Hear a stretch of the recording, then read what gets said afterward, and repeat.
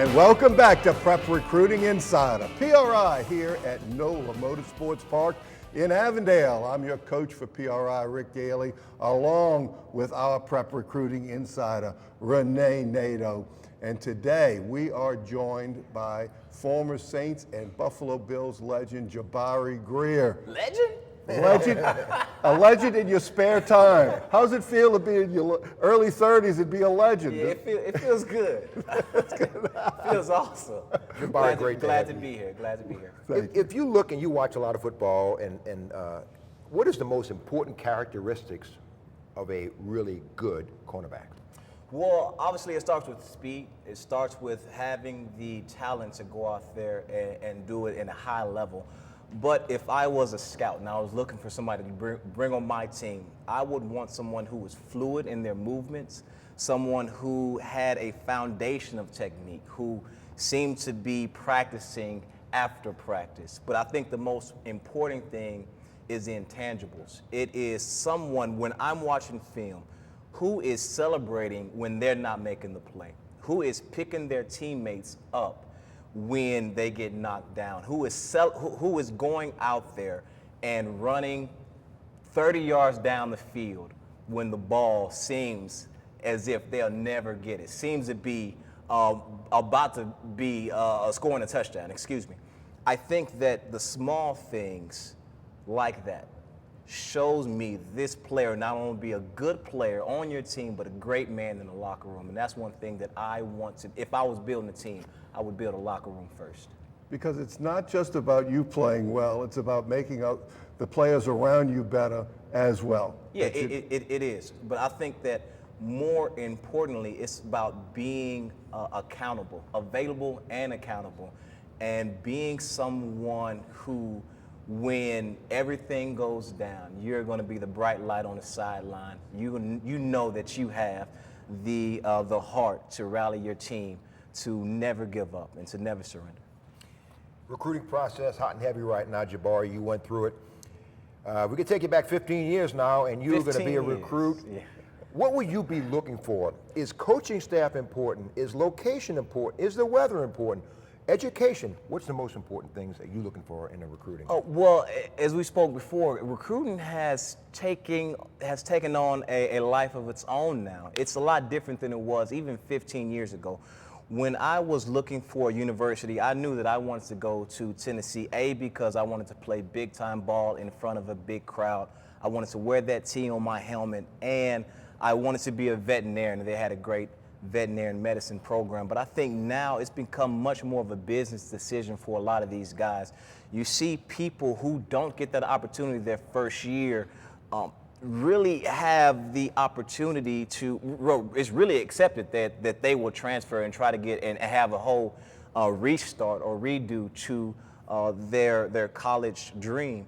So if I was a kid now looking for a college to play for, first of all, I would see where they are in my position. If I'm a corner, do they have veteran corners? If they have somebody that's a senior or junior that's doing well, I know that once I go to that program, I not only have an opportunity to learn from one of the best, but I have an opportunity to play within that first or second year. And you got a chance to be recruited a second time, because when you came out of Tennessee, you went to the Buffalo Bills. Yeah. Very distinguished, 5 years with the Bills, played for one of our friends, Bobby April, who was special teams coach with the Bills at the time, was on the show last week, as a matter of fact. Was it really? Yes, he was. Oh, wow, okay. And he and I started our coaching career together. But then you became a free agent after 5 years with the Bills and got to be recruited all over again. Talk about that process of being a free agent in the NFL and getting, for the first time in your life, to choose where you went. That process was a lot different, because unlike being a college athlete, I got to stay at nice hotels and they got to feed me. Legally. Yeah, and they got to fly me out to different locations. But that was a really different process in the fact that, you know, there was money involved, there was business. It was a true business transaction. And I remember like it was yesterday when I went to the Tampa Bay Buccaneers. I really wanted to sign with them, but they told me at the end, once we started to talk terms, that they actually brought me in to lower another guy's price, the guy that they actually wanted. And at that moment, I knew that it was business. It was true business. It wasn't personal. So that was a shock to me. And I know that these younger gentlemen that's coming up from high school to college, they don't have to experience that. It's just the pure joy of wanting to go to a university, wanting to contribute, and wanting to win. So I think that there's just that innocence makes high school or college recruiting really special. Speaking of joy, you don't have the ring on with you, but you were part of that 2009 World Championship Super Bowl team with the New Orleans Saints. And leading up to that, you had an outstanding game against the Vikings. We're not sure if it was 10, 12, 15, or 20 tackles, but you had a lot of tackles in the game. And that was a championship game that sent you guys to the Super Bowl. That was a special year, and that had to be a moment that's tough to top. Yeah, it was. And I remember that game in particular because out of my 10-year career, I don't think that I've ever been as tired as I was at the end of that game. I remember we had a 14-play drive. And at that moment, you know, as an athlete, there comes moments in your career where you actually ask yourself, do I really want this? You know, and sometimes it comes during spring practice. Sometimes it comes in a grind of training camp. But this moment came when we were in the NFC Championship, play 12. I can't feel my legs. I'm out of breath. And I'm trying to cover Sidney Rice, one of the fastest guys in the NFL. I just had to ask myself, like, do I really want this? Am I willing to give this up right now and let those other 10 guys down? So there was something special that happened to be able to see that moment, understand it, and not give in to it, to still fight through it, and then see Tracy make the interception. You could see me, after he made the interception, I couldn't block anybody, man. I was just having my hands up, celebrating, trying to catch my breath, because I have never been as tired in my entire life.